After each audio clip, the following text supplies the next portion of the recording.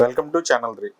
ఈరోజు మన chit chat with leader కార్యక్రమంలో బీజేపీ సీనియర్ నాయకురాలు ఏలూరు జిల్లా వైస్ ప్రెసిడెంట్ శివరాజు వసుంధరాదేవి గారు మనతో ఉన్నారు.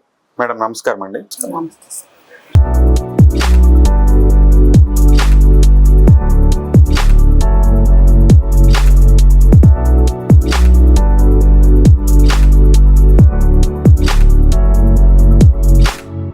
చెప్పండి మేడం, మీ రాజకీయ ప్రస్థానం ఎప్పుడు ఎలా మొదలైంది? నేను ప్రైవేట్ ప్రాక్టీస్ ఆర్ఎంపీగా వైద్యం చేస్తాను పేద ప్రజలకి.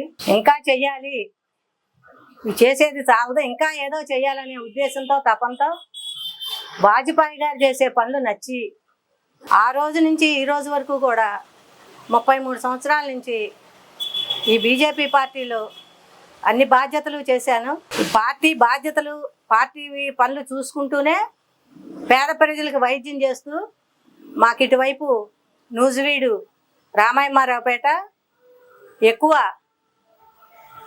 పేద ప్రజలు ఎక్కువ ఉంటారండి. ఇటు పేద ప్రజలకు ఈ ఏరియాలో మా తాతయ్య గారు కూడా కమ్మమెట్టు గణపతిరావు గారని ఆయన కూడా వైద్యం చేసేవారు, ఆయుర్వేద వైద్యం. మా నాన్నగారు కూడా గవర్నమెంట్ డాక్టర్ కమ్మమెట్టు హనుమంతరావు గారు, ఆయన కూడా వైద్యం చేసేవారు గవర్నమెంట్ డాక్టర్గా.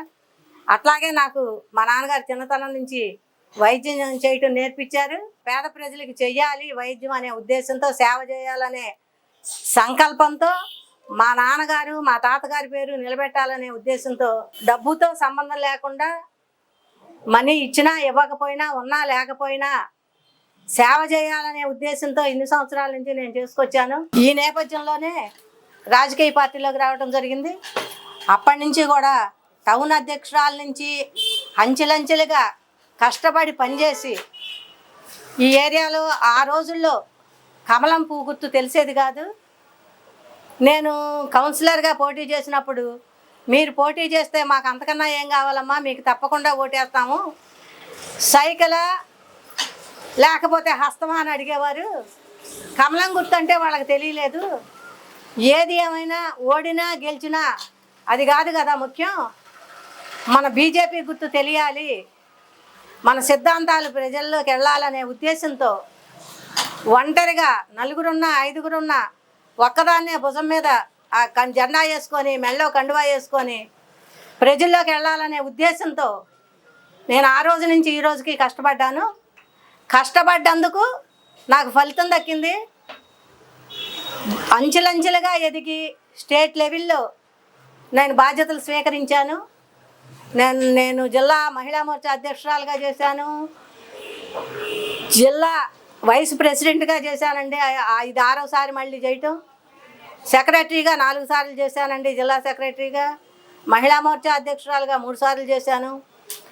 నా పని గుర్తించి నాకు నామినేటెడ్ పోస్ట్ ఇచ్చారు.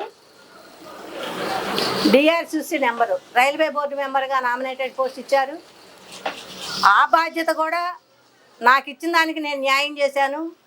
నూజివీడు రైల్వే స్టేషన్ కానీ ఇటు ఏలూరు రైల్వే స్టేషన్ కానీ ఇంతవరకు నేను వెళ్ళి నేను చేయగలిగినంతవరకు చేశాను.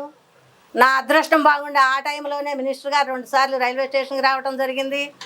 ఆయన్ని కలిసి రైల్వే స్టేషన్లో ఏమేమి ఇబ్బందులు ఉన్నాయో, ఏమేమి సౌకర్యాలు అవసరం అవుతాయోనని చెప్పి ఆయనకి విన్నవించుకోవడం జరిగింది. అప్పటి నుంచి ఇప్పటి వరకు కూడా పార్టీలో కానీ వైద్య రూపేణ కానీ గ్రామీణ వైద్యులు ఆర్ఎంపీ అంతే అట్లా చేసుకుంటూ సేవ చేసుకుంటూ వస్తున్నాను.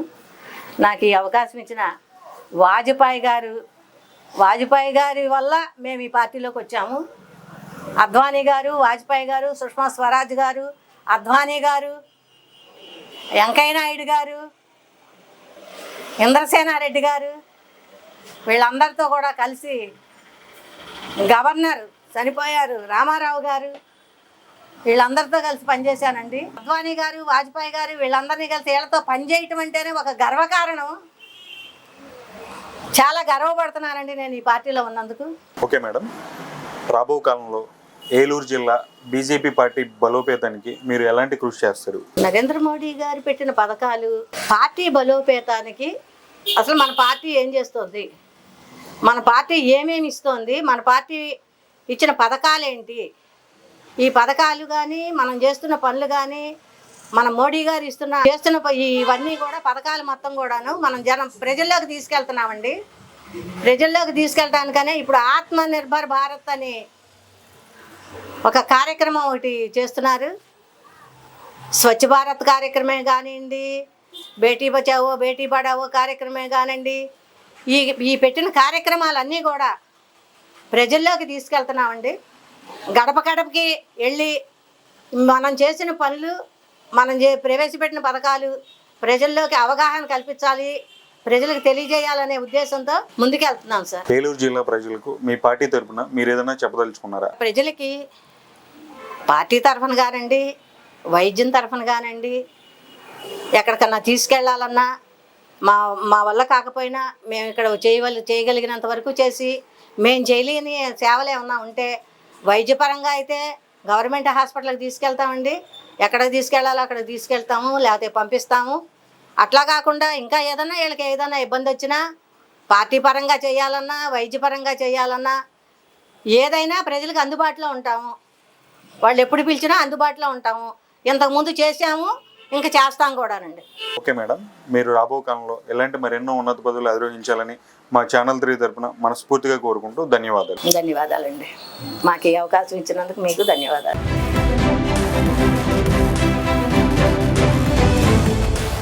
ఛానల్ 3ని లైక్ చేయండి, షేర్ చేయండి, కామెంట్ చేయండి. మరీ ముఖ్యంగా పక్కనే ఉన్న బెల్ ఐకాన్ని క్లిక్ చేసి సబ్స్క్రైబ్ చేయడం మర్చిపోవద్దు.